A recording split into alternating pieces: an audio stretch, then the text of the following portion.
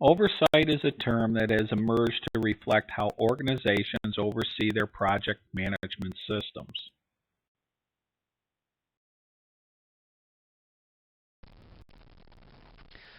The objectives of the chapter are twofold. The first, to understand the operational environment in which you execute your project, and second, to understand the need and role of oversight in managing projects.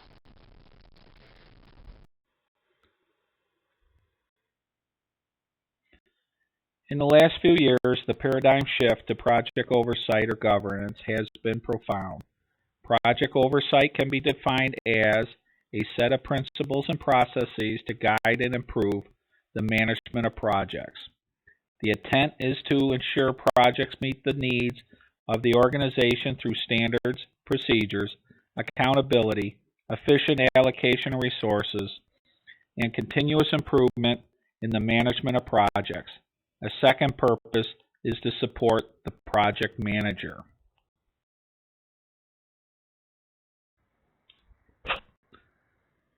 The typical activities of project oversight cover two dimensions, organization and project. Here are some of the major oversight activities used in practice. At the organizational level,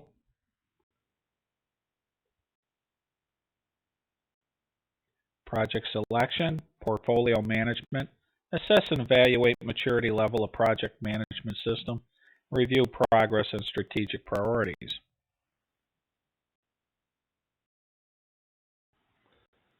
At the project level, review project objectives, resolve issues, track and resolve bottlenecks, review the status reports, audit and review lessons learned, of course, authorize major scope changes, and finally the cancellation of the project.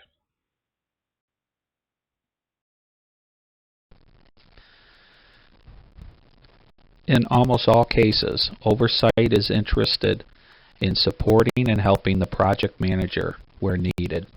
This is an improvement over the past.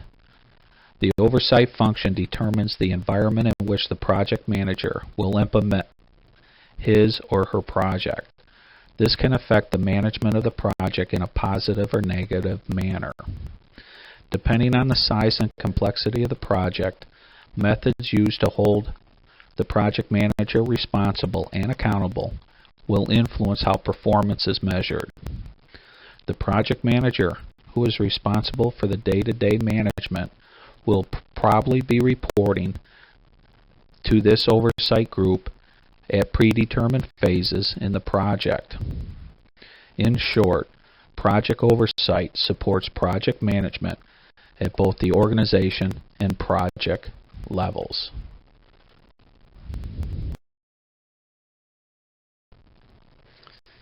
Project management is no longer a special need management. It is rapidly becoming a standard way of doing business. An increasing percentage of the typical firm's effort is being devoted to projects. The future promises an increase in the importance and the role of projects in contributing to the strategic direction of organizations. As mentioned in Chapter 1, global competition, the knowledge explosion, innovation, time to market, and the shortened project or product life cycles are the reasons why.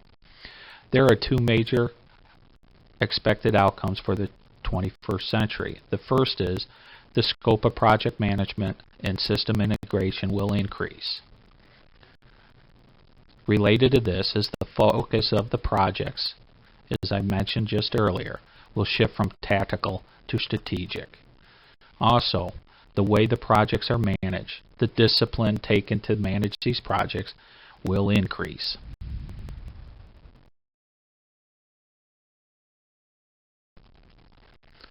When project effort moves from tactical to strategic, project selection, project processes, and resources are brought under one system known as portfolio project management.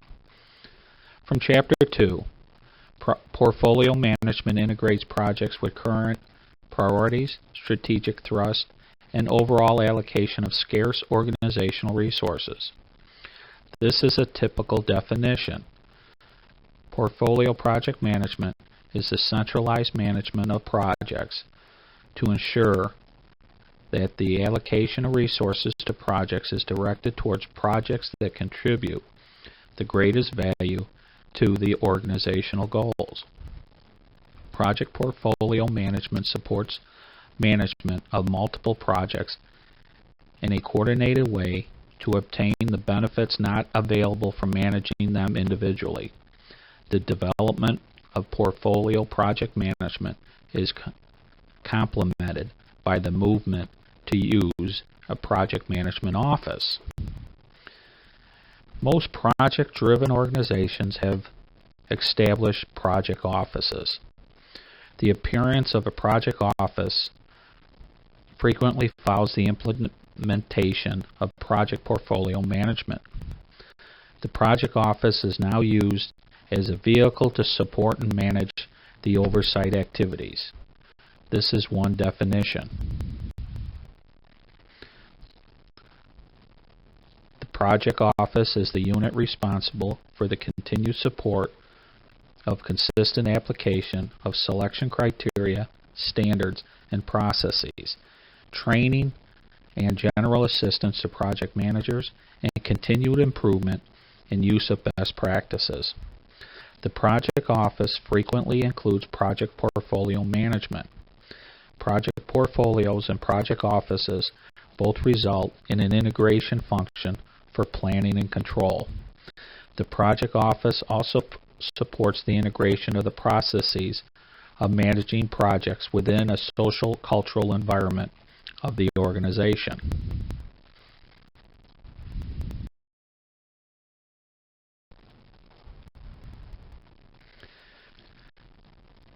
This slide and the next provide report examples provided by the project office to senior management of an international organization.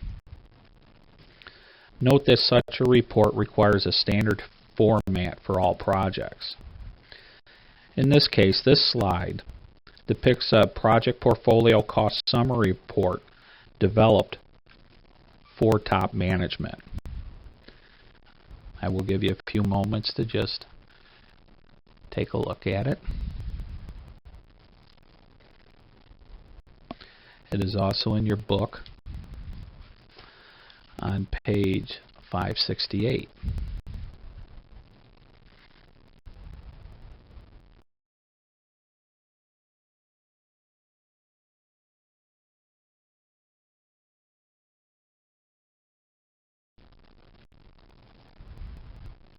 This slide presents the same summary for project schedules.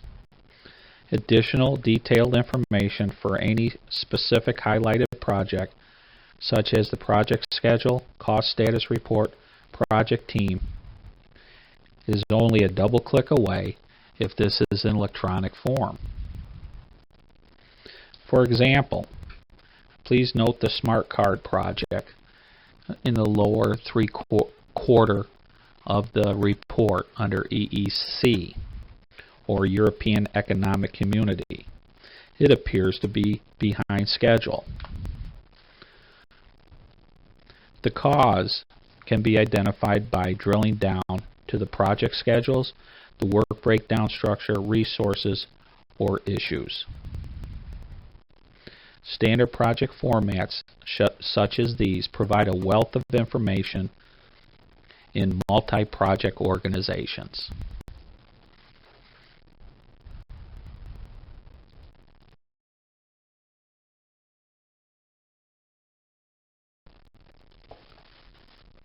Phase-gate methodology has appeal because it provides a clean-cut, structured process that can be consistently applied across all projects in the portfolio. Distinct review stages and go-kill gates comprise the oversight function. The major goals for phase gating are to ensure oversight and support for the project manager and the project team, to direct organization resources toward strategic goals, and to reduce the number of projects that do not support the forward direction of the organization. A multi-project organization having employees spread across many time zones, or globally that does not use some form of this phase gate methodology is rare. The phase gate review process can be defined as a structured process to review, evaluate, and document outcomes in each project phase and to provide management with information to guide resource deployment towards strategic goals. The oversight activity begins with project selection and tracking the project life cycle through closure and lessons learned. Phase gates need to occur at consistent points in the project life cycle, so each project encounters similar gates at predefined authorization points. The decision gates focus on go or kill decisions based on major questions that are developed for each phase gate. At a minimum, each gate should include 3 components, and they are required deliverables. For an example, project goals, progress, or variance. 2, gate criteria and specific outputs. An example, adjusting project scope or schedule. And 3rd, a clear yes-no decision on whether to go forward or not.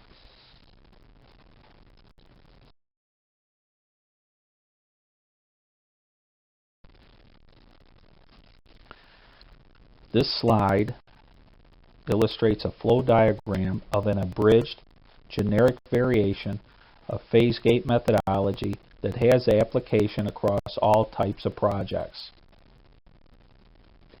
And it is located on page 571 of your text.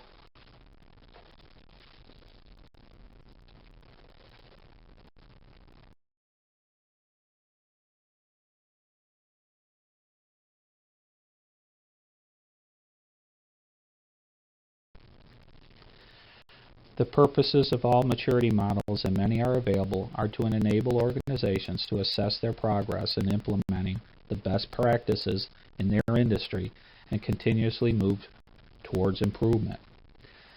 It is important to understand that the model does not ensure success. It serves only as a measuring stick and an indicator of progress. The term maturity model was coined in the late 1980s from research study conducted by the United States government. The government wanted a tool to predict successful software development by contractors. The outcome of this research was the Capability Maturity Model, or CMM. The model focuses on guiding and assessing organizations in implementing concrete best practices of managing software developed projects. Since its development, the model is used across all industries. A newer model has received a great deal of publicity. In January 2004, after 8 years of development, the Project Management Institute, or PMI, rolled out its second version of the Organizational Project Management Maturity Model. The latest version is called OPM3. Typically, these models are divided into a continuum of growth levels: initial, repeatable, define, manage, and optimize. The next slide will illustrate the present version.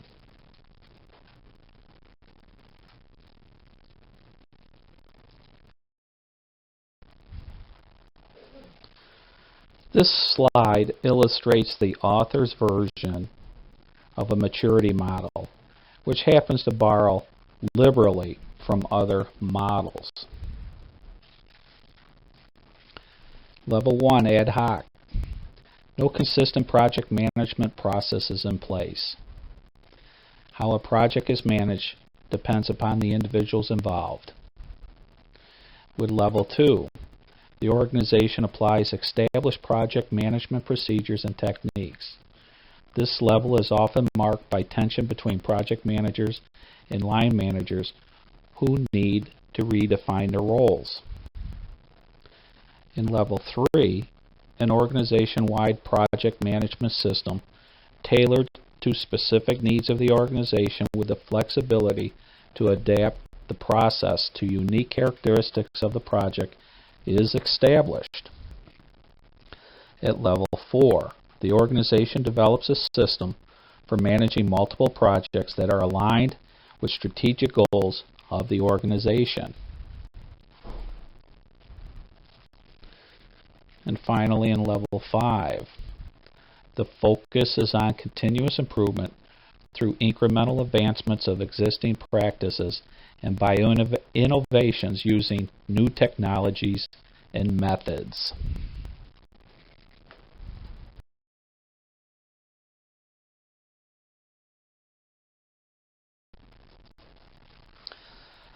Project priority selection models select which actions or projects best support organizational strategy. The balanced scorecard model differs from selection models by reviewing projects over a longer horizon, 5 to 10 years after the project is implemented. It is more macro in perspective than project selection models. This model measures the results of major activities taken to support the overall vision, mission, and goals of the organization. It helps answer 2 basic questions. Did we select the right projects? Did the projects contribute to long-range strategic direction of the firm?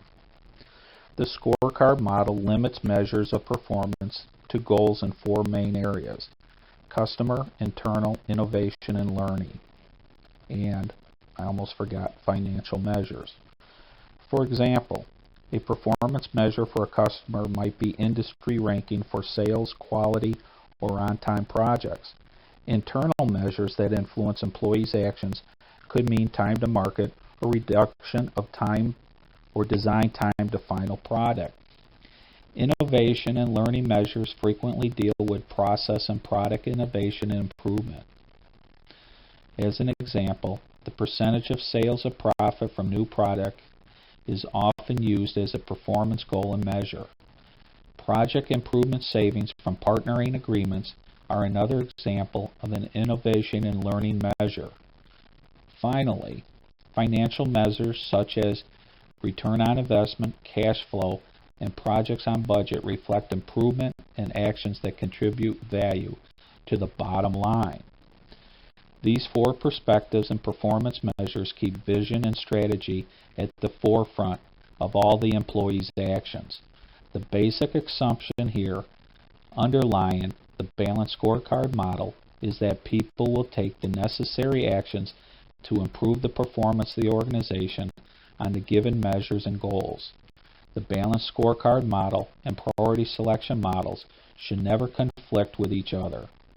If a conflict does exist, both models should be reviewed and conflicts eliminated. When both models are used in project-driven organizations, focus on vision, strategy, and implementation. Both models encourage employees to determine the actions needed to improve the performance.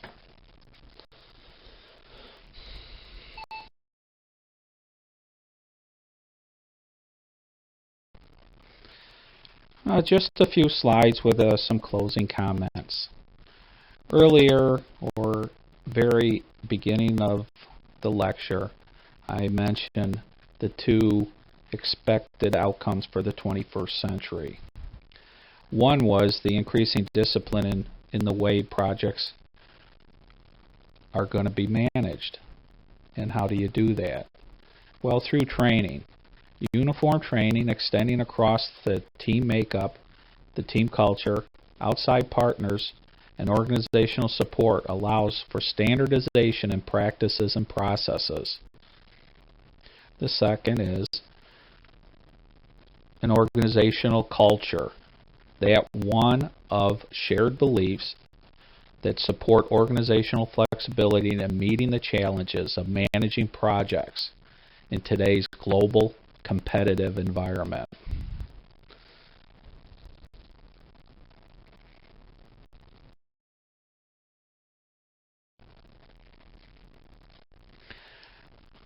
Just a couple unresolved issues, kind of food for thought, is how far can the virtual project management evolve in today's global competitive market? Many teams are made up of members from across the globe, and how are they going to work together to achieve or complete the project. The second is, how do we manage projects under high levels of uncertainty? Just a couple things to think about.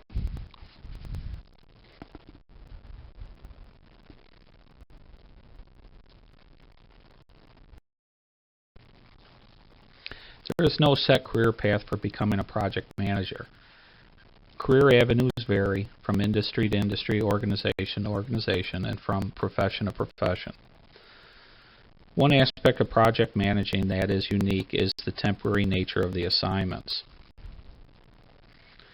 If you are considering pursuing a career in project management, you should first find out what specific project job opportunities exist within your own company. You should talk to people in project management positions and find out how they got to where they are and what advice they can give you. Many professionals find it beneficial to join the Project Management Institute.